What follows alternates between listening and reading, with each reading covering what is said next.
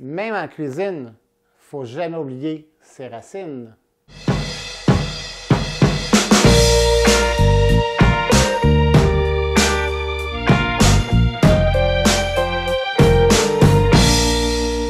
Vous aurez deviné, cette semaine, on cuisine des légumes racines. Alors donc, les légumes racines, ce sont généralement les carottes, le céleri rave, le panais, les betteraves, etc. Je vais vous proposer 4 recettes. Le premier, c'est, je me suis inspiré d'un gratin dauphinois, mais avec tous les légumes racines que j'ai pu ramasser. La deuxième recette, ça va être un riz aux 2 céleris, donc un riz, le fun en accompagnement, surtout avec du poulet ou du porc, vous allez voir, c'est excellent. Après ça, on va cuisiner des frites, mais non pas des frites avec une pomme de terre ordinaire, mais des frites de panais, donc peut-être un petit peu plus sucré. Ça va être le fun aussi et ça va être intéressant avec des poulets, exemple un poulet aux pêches comme on a fait dernièrement ou un poulet au citron, des trucs semblables. Et la dernière recette, ce sera une salade de choux rouges et de betteraves. Vous allez voir, la betterave crue, on n'est pas tellement habitué, mais le côté croquant de la betterave avec la marinade, il faut la cuire un peu, vous allez trouver ça pas mal le fun. C'est la première recette, donc le fameux gratin, on va l'appeler gratin de légumes racines, mais c'est un gratin dauphinois. Ce que ça prend pour le faire, bien évidemment, ça prend des pommes de terre. J'ai mis des pommes de terre régulières, des pommes de terre douces, j'ai mis des carottes, j'ai mis des tranches fines de navets, j'ai mis du céleri rave, j'ai ici du panais, j'ai ici de l'oignon émincé. On a du fromage. Le fromage, vous pouvez prendre ce que vous voulez. Dans ce cas-ci, moi, j'ai mis du cheddar fort, mais ça pourrait être du fromage suisse, ça pourrait être du parmesan, ça pourrait être un gouda ou un gouda fumé, ça dépend de vos goûts à vous autres, il n'y a pas de problème, un ou l'autre, ça peut bien faire l'affaire. Et aussi, ça peut prendre, ça peut pas prendre, ça va prendre du lait et de la crème, ou juste de la crème, ça dépend de ce que vous voulez, ou on réduit ça, et du beurre et sel et poivre. Un petit truc aussi, quelquefois, quand on veut le faire un peu plus light, un peu moins calorique, au lieu de prendre du lait ou de la crème, j'ai déjà fait régulièrement avec du bouillon de poulet. Alors, quand en dernier, au lieu de verser les produits laitiers, on verse le bouillon de poulet, puis ça fait à peu près la même chose. C'est sûr que c'est moins riche, on s'entend là-dessus, mais c'est quand même les pommes de terre, les légumes cuisent dans un jus, dans un bouillon, c'est quand même intéressant en bout de ligne. Le plus long à faire dans la recette, c'est évidemment de couper les légumes racines en tranches fines, puis il ne faut pas que ça soit trop épais parce que sinon, vous allez avoir de la misère à le faire cuire. On va commencer à mettre nos légumes dans le fond du plat. Pour débuter, étant donné que la chaleur va venir par en dessous, on va cuire ça, non pas à convection, mais à bake, OK, dans notre four pour que vraiment que ce soit une chaleur intense pour que ça boue à l'intérieur, les légumes, et non pas que ça rôtisse tout de suite à l'extérieur. Donc, on va mettre les légumes les plus difficiles à cuire dans le fond. Exemple, le navet, les carottes, le panais, céleri rave et pommes de terre, ça va cuire plus facilement. Ce que je commence tout de suite, donc je vais mettre des tranches de navet fines dans le fond du plat. Finalement, c'est de faire des couches superposées des légumes. Vous allez voir, quand on va le découper, ça va faire toutes sortes de belles couleurs. Ça va être très intéressant comme visuellement parlant. Ça, on va saler, poivrer. Je vais mettre un petit peu d'oignon émincé. Un peu de beurre.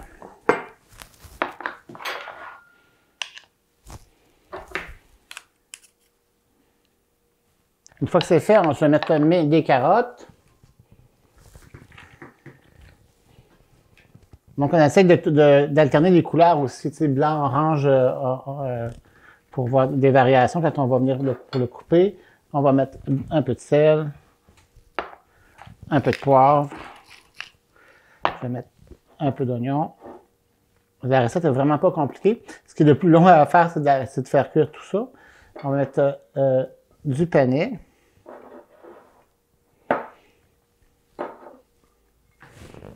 Ici, comme ça. OK. Là, à ce moment-là, je vais mettre quelques pommes de terre blanches. Oui. Et je vais vous avouer, avant de mettre trop de pommes de terre, on va mettre un peu de fromage. J'ai oublié de mettre le fromage. On va lever un petit peu ça. On va se mettre un peu de fromage. Le fromage, ça va faire en sorte que ça va faire aussi comme... Une fois que le fromage est fondu, ça fait comme... J'allais dire comme un ciment, si vous voulez. Là. On connaît l'utilisation du fromage. Ça fait comme une partie liante entre les étages de légumes racines. Ou peu importe la recette, c'est toujours le même principe. Comme ça ici. Donc, on va saler et poivrer toujours entre chaque étage. Je vais mettre le céleri rave ici dans le... Le céleri rave, c'est un légume que malheureusement, on n'entend pas souvent parler. Les gens connaissent, c'est un peu méconnu. Donc, ça a l'air de ça, un céleri rave. Des fois, on peut dire que ça a l'air quasiment d'un cerveau, d'une certaine façon.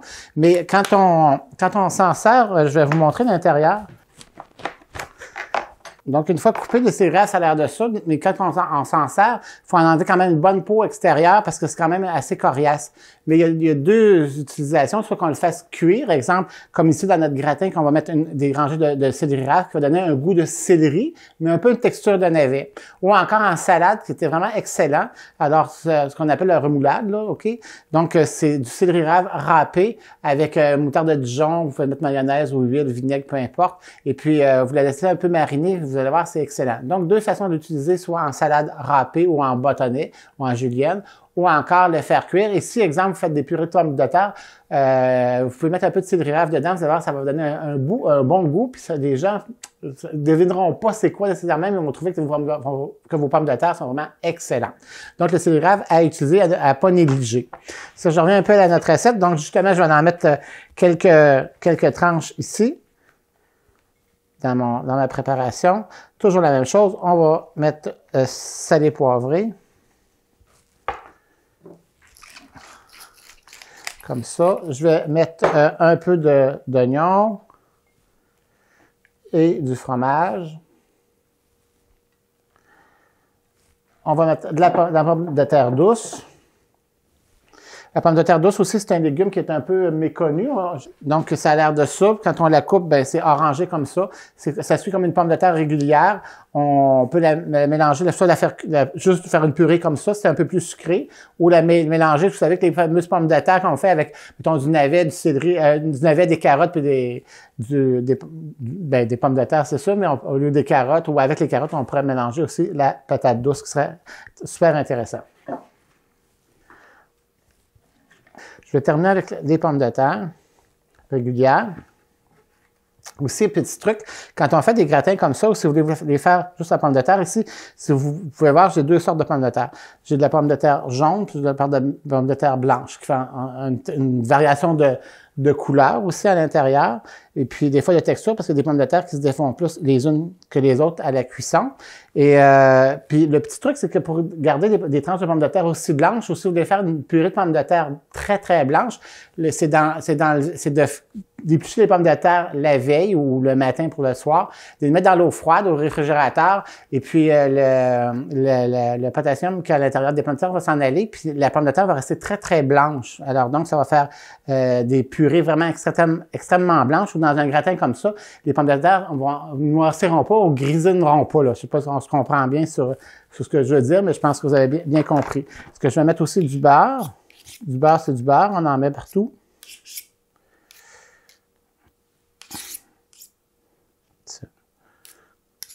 Comme ça. Je vais finir avec sel et poivre.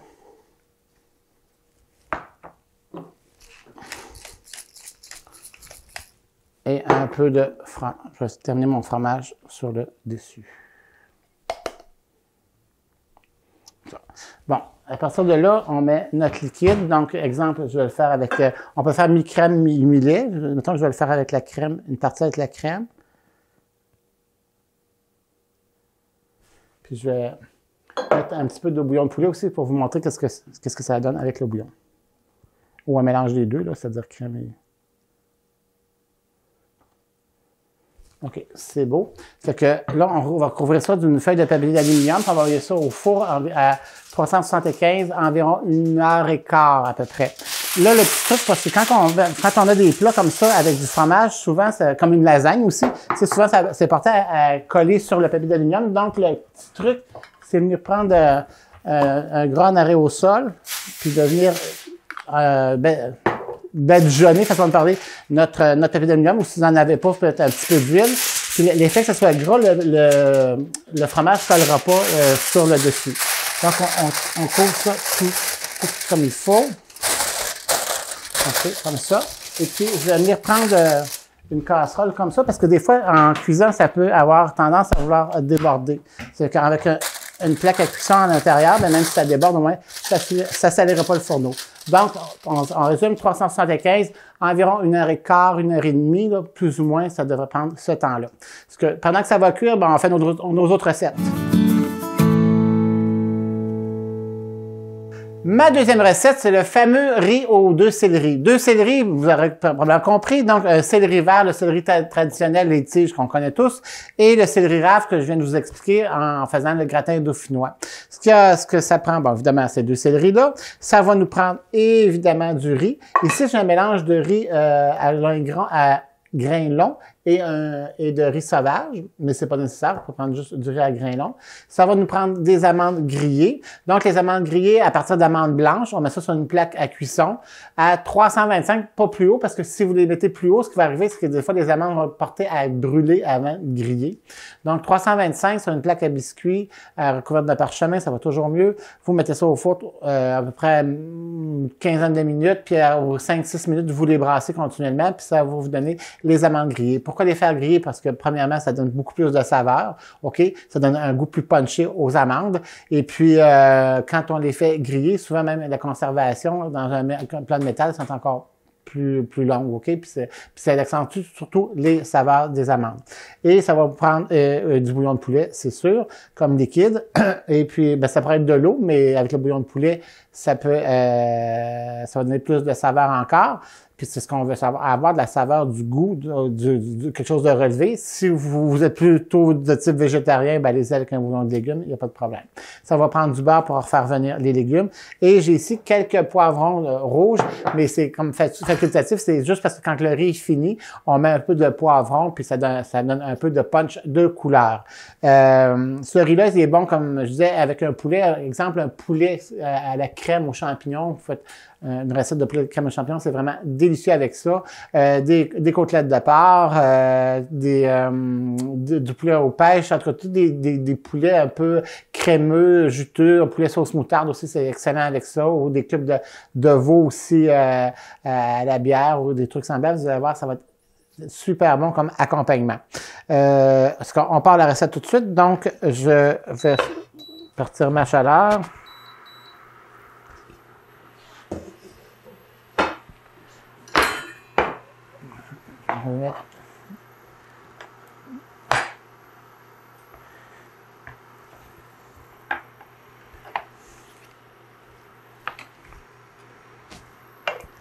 Quand on fait un riz comme ça, j'aime bien ça. En partant, c'est sûr que je vais mettre du beurre de matière grasse pour les légumes, c'est sûr. Puis on va rajouter un petit peu d'huile pour éviter que le beurre brûle. Parce que, comme je dis toujours, le point d'ébullition de l'huile est plus élevé que celui du beurre, donc il va moins brûler. Ça va rééquilibrer le degré de jaunissement du beurre. Et puis j'aime bien aussi, quand le riz est terminé, de prendre du beurre cru, du beurre comme ça, puis mettre des petites noisettes, puis on amalgame le beurre avec le riz chaud, puis le beurre fond, donc ça fait vraiment un riz très onctueux, très goûteux, très, très savoureux.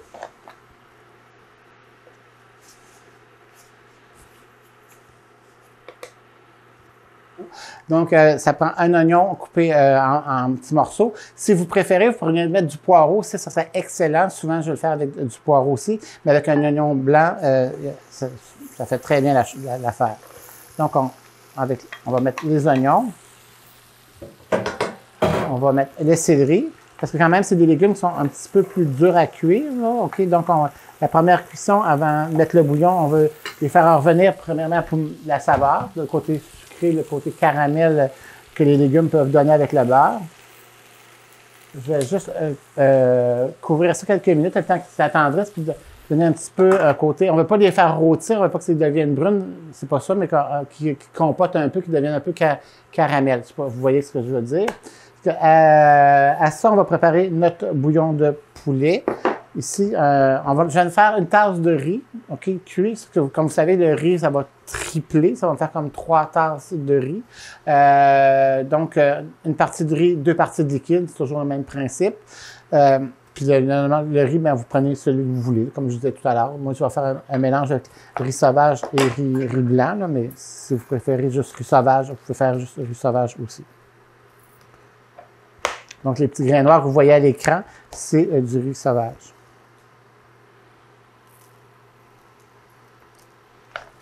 une tasse de riz et 2 tasses de bouillon de poulet dans mon cas ici. Donc, toujours le double de liquide avec le riz.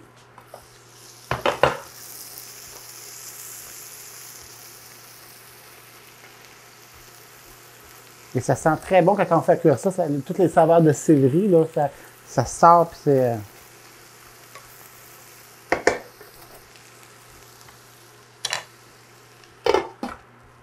Si vous mettez des amandes blanches à l'intérieur de ce riz-là, ce qui va arriver aussi à la question de couleur. Parce que comme le riz devient un peu, à cause du bouillon de poulet, à cause des céleri, un peu blanc crémeux, on va dire, surtout à cause du céleri rave. Alors, si vous ajoutez des amandes qui sont non rôties, non grillées, parce que les amandes vont être blanches, que vous allez les goûter, oui, le goût va être moins accentué en plus, parce que grillé, ça accentue le goût, là, mais le goût va être moins accentué, et aussi, on ne verra presque pas les amandes, parce qu'ils vont être de la même couleur que le riz, donc ça va être un peu plus, j'allais dire, drabe à manger.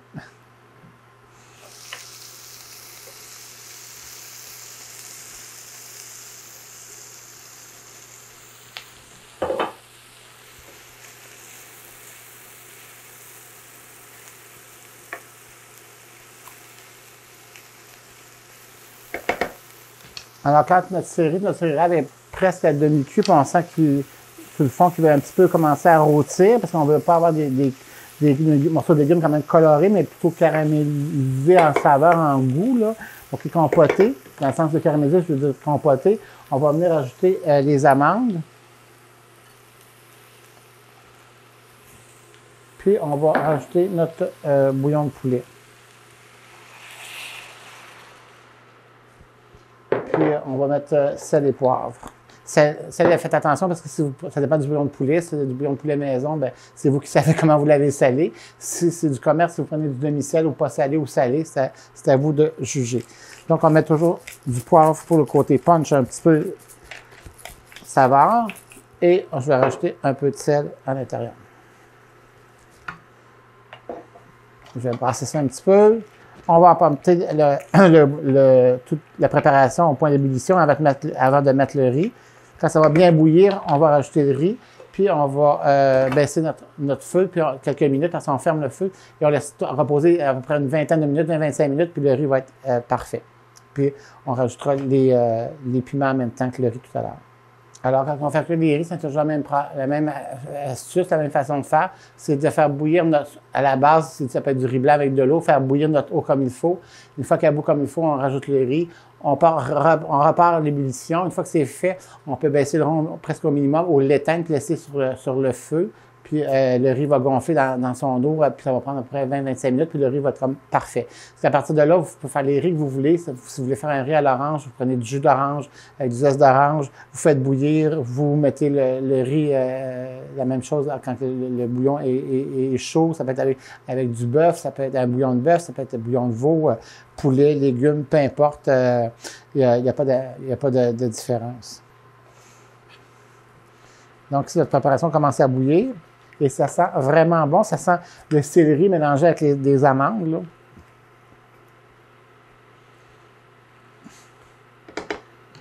Il faut vraiment que ça boue plus que ça, là. Il faut vraiment que ça boue beaucoup, sinon ça va faire un riz qui est pâteux, qui n'est pas assez cuit. Je vais laisser bien bouillir quelques minutes, ça ne sera pas long. OK. Donc, ça bouille beaucoup, beaucoup, beaucoup. Donc, à partir de là, je vais rajouter mon riz. Donc, la moitié de mon liquide. Donc, dans mon cas, ici, une tasse de riz. Puis, comme je vous dis, les petits grains de noir que vous voyez, c'est du riz sauvage qui a été mêlé avec ma préparation non-riz de base. On va rajouter les petits piments rouges pour le look un peu plus punché. Mais c'est comme facultatif, comme je vous disais. On repart tout ça, on recouvre ça, on repart à l'ébullition. On baisse le rond, puis on va laisser cuire ça.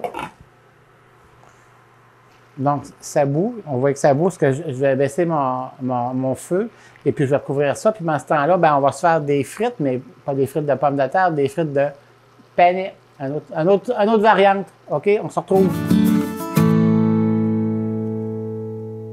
Maintenant, c'est le temps de faire des frites de panais. Alors, le panais, c'est quoi? C'est cette fameuse carotte blanche-là que peut-être que vous avez vu souvent ou que vous utilisez. Donc, ça a un goût de navet un petit peu, puis peut-être un petit peu plus accentué.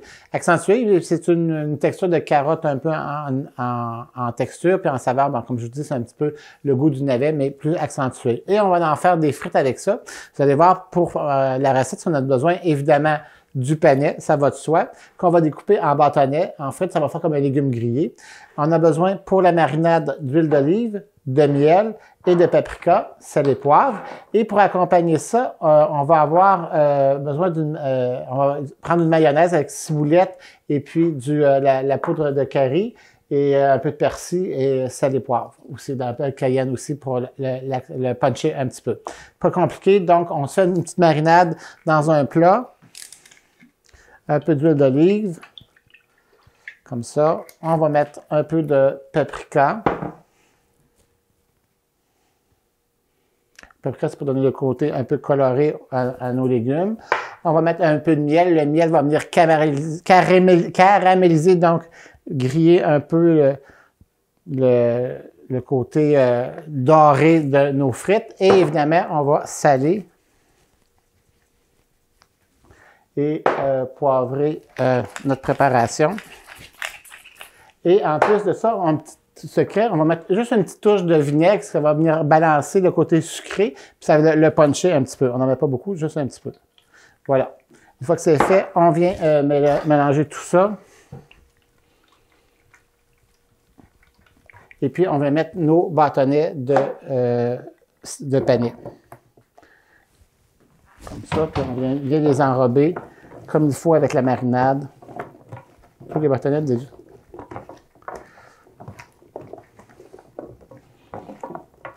Et on va se prendre une plaque à cuisson avec un papier parchemin qu'on va venir déposer nos frites de panais sur la tôle. On essaie de pas trop les superposer pour qu'ils grillent comme il faut tout le tour.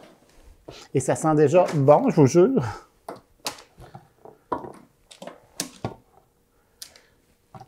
Comme ça.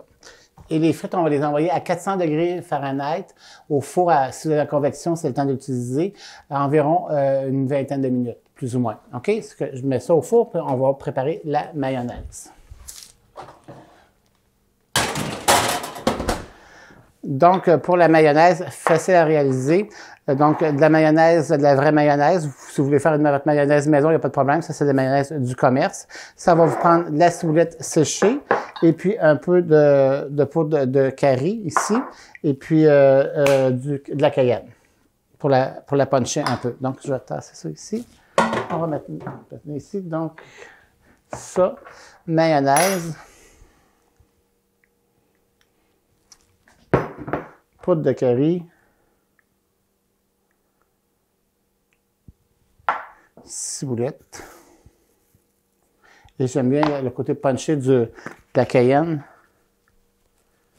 Et comme c'est des frites, ben, ça demande toujours un peu de sel hein, pour puncher tout ça. Donc, on vient mélanger tout ça, et puis on attend que nos frites soient prêtes, puis on va être prêt à déguster tout ça. En attendant, on va se faire une petite salade de choux et aux betteraves. Qu'est-ce que vous en pensez?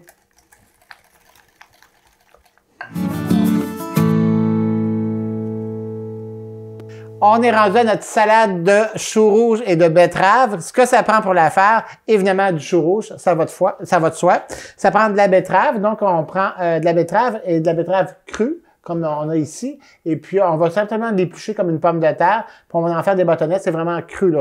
Elles sont pas cuites, celles-là. On entend le clic, OK? Et puis, ça va prendre d'oignons rouges. Ça va prendre des canneberges séchées et des amandes, puis un mélange d'amandes, de noix, de raisins secs et puis de graines de tournesol et d'autres mélange de tout ça. Un peu de moutarde de Dijon pour faire notre mayonnaise, pas de mayonnaise, mais de vinaigrette. Et pour faire la vinaigrette, ça va prendre du jus de citron. Ça va nous prendre de l'huile d'olive. Ici, ça va prendre du sel, sel et poivre, et puis du miel aussi pour sucrer tout ça. Donc, je commence la recette. Donc, on commence avec un peu d'huile d'olive dans mon bol. Ça va prendre du jus de citron, toujours les proportions à peu près. 2 tiers d'huile pour 1 tiers de vinaigre ou de jus de citron ou de jus d'orange. comme ça. On va mettre un petit peu de moutarde de Dijon. La moutarde est là dans une vinaigrette, c'est pour puncher, vous savez. Pour puncher de la Dijon, c'est sûr, mais aussi pour mêler, lier le côté huileux, comme une huile d'olive ou peu importe une autre huile, puis le côté vinaigre aussi, au jus de citron. Parce que souvent, des vinaigrettes, ça se sépare, mais avec la moutarde, ça fait en sorte que ça va mélanger les deux substances ensemble, ça va être plus homogène. À ça, je vais rajouter un peu de miel, qui est ici, pour le sucrer un peu. Ici, et du poivre.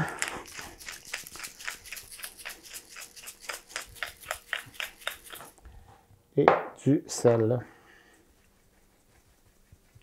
Donc, on va venir brasser tout ça. C'est fait. Donc, on va mettre nos betteraves. On va mettre des oignons rouges. Des canneberges. Nos noix.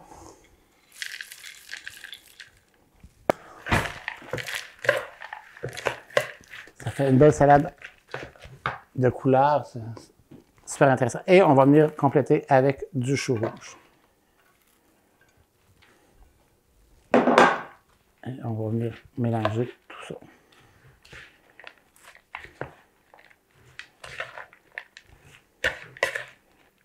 Voilà, notre salade est mélangée. Alors, on la met au frigo peut-être ou à température pièce peut-être une demi-heure pour que ça marine comme il faut. Puis après ça, on va goûter à toutes nos choses. Autant notre gratin de légumes racines, notre riz, nos frites, puis la fameuse salade de choux. Ça fait qu'on résume tout ça, ça sera pas long. Voilà ce que ça donne notre semaine avec nos légumes racines cette semaine, c'est le cas de le dire. Donc, notre fameux riz aux 2 céleris, vous voyez, avec les amandes, ça sent vraiment bon. Vraiment bon. Alors, comme je vous dis, vous pouvez l'accompagner de poulet avec une sauce à crème ou peu importe.